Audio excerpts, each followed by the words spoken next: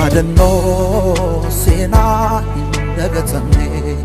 keessa kootii qabda mana kootii qabda akkamittiin si dagadha yaadannoo seenaa hin dagatamne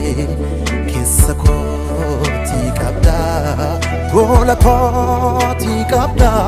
akkamittiin si dagadha ormaan dagatamne kan sammuu koo keessaa banne gabatee onnee koorratti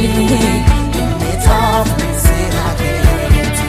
seenaa hin dagatamne kan sammuu koo keessaa banne gabatee onnee koorratti inni taa'u ormaa keeti.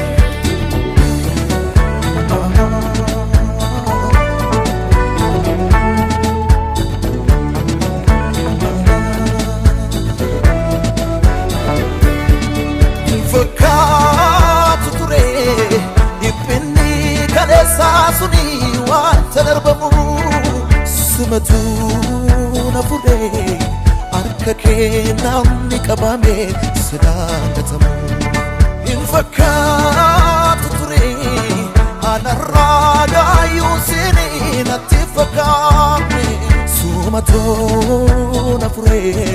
barruun kee na baate Yesuus lafanan keenye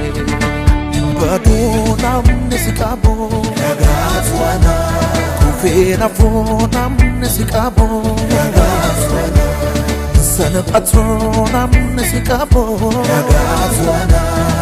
Nyatamuna mnisikabo Nagazwana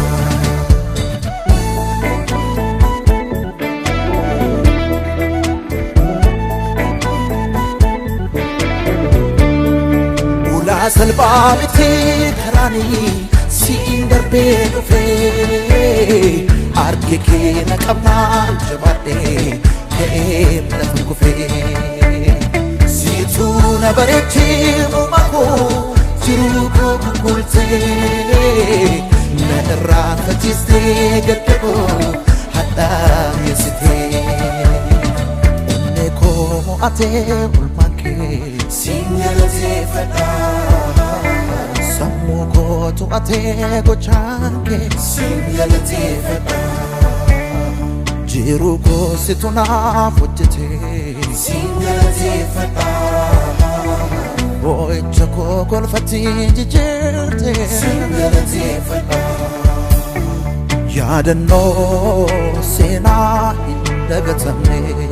keessa kootii qabda mana kootii qabda akkamittiin si dagadha yaadannoo seenaa hin dagatamne keessa kootii qabda gola kootii qabda akkamittiin si dagadha ormaa hin dagatamne kan sammuu koo keessaa banne gabatee onnee koorratti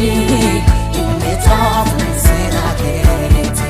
seenaa hin dagatamne kan sammuu koo keessaa banne gabatee onnee koorratti inni taa'u ormaa keeti.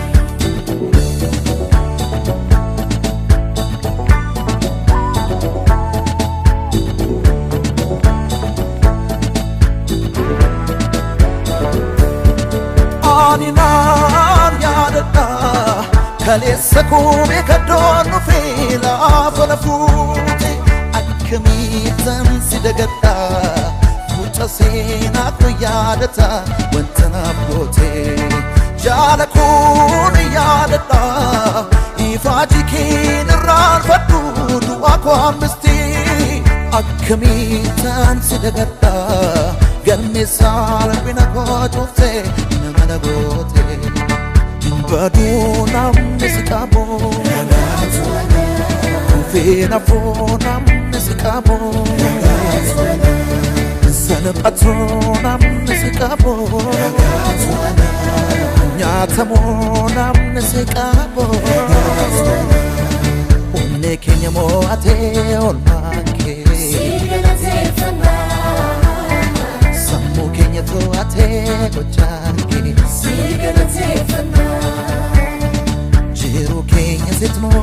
فوجتي سيقلتي فنا قدكين قلفتي ججيتي سيقلتي فنا سيقلتي فنا